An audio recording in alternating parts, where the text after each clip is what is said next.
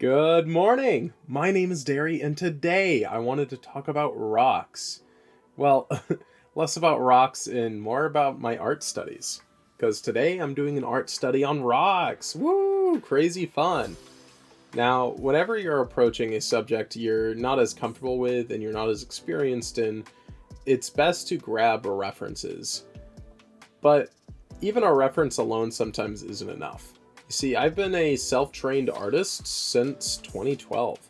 I've done all of my education through proactively looking up tutorials online, observing what other artists do, dissecting Photoshop documents, and all other strategies to just kind of break it down what it means to draw an art piece.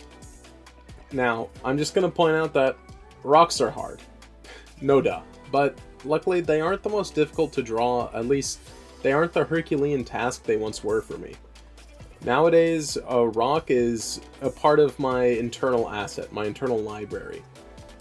It's a lot easier to break them down into squares or their simplest form. In fact, most objects I approach in any kind of environment, I kind of reduce into a very simple shape. Usually it's a cube, a sphere, a cylinder, or sometimes like a trapezoid or a rhombus. Depends on how I'm feeling. Triangles are also very practical.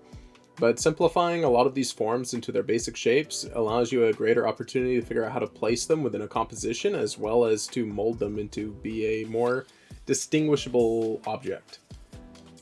Here I had a lot of fun just creating a bunch of rocks. The approach I took was a tutorial I was scrolling through last night where you take a bunch of different rectangles, boxes, and just kind of squish them together, you know? If you want to add a bit more form, a lot more diversity into each of your rocks, you just throw on another box. And to make them have a bit more of that rock aesthetic, you just chip the edges a little bit. A lot of art and a lot of, objects within a scene is mostly about figuring out their silhouette. And once you figure that out, the rest of it becomes a lot easier. And the silhouette's very important.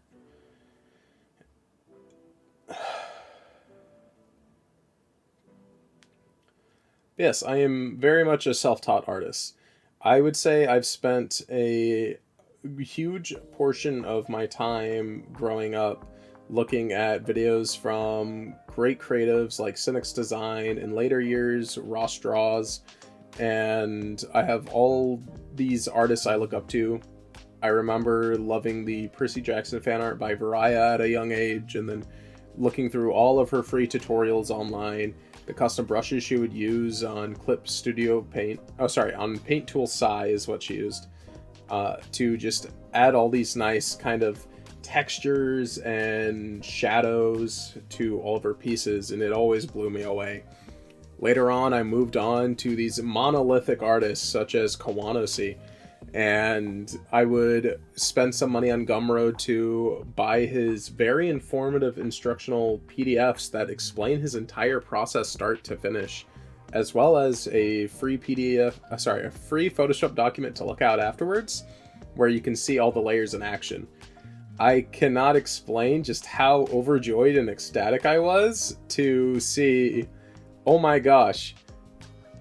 Oh, let me restart. I cannot explain just how intimidated I was to see the different layers, the process of how these artists created their pieces. I was completely dumbfounded when I looked at Kawanosi's particles layers. I couldn't believe it. In his pieces, there were just little dots scattered around. He painted in particles. That blew my mind growing up. Later, I learned that you can use a brush to make that very easy for yourself. And that sometimes is the answer to a lot of our struggles when creating an art piece. Just get a nice little brush for it.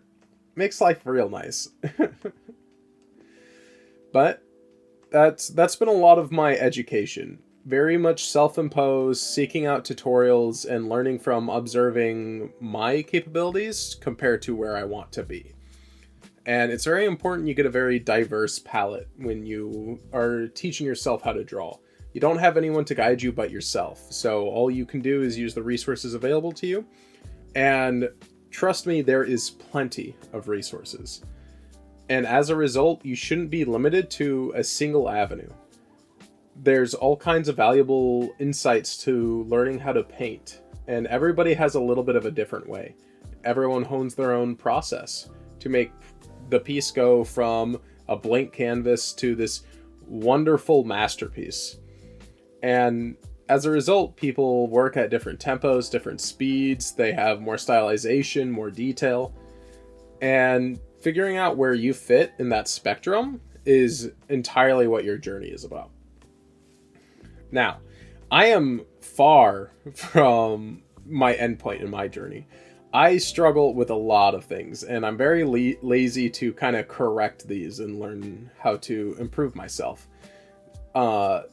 Specifically, environments, colors of buildings and rooms, and creatures are really big hard spots for me currently.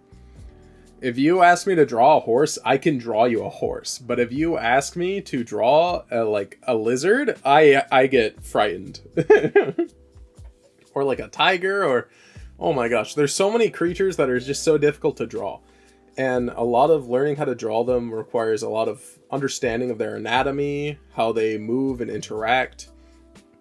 And I know I was about to say a lot more about this, but I actually just had to pause the recording and go deal with a issue in the house.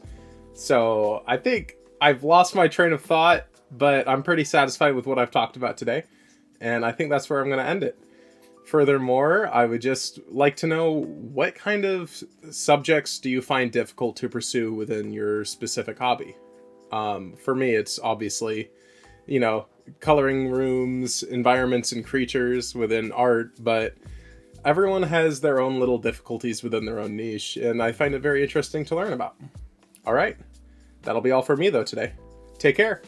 Goodbye.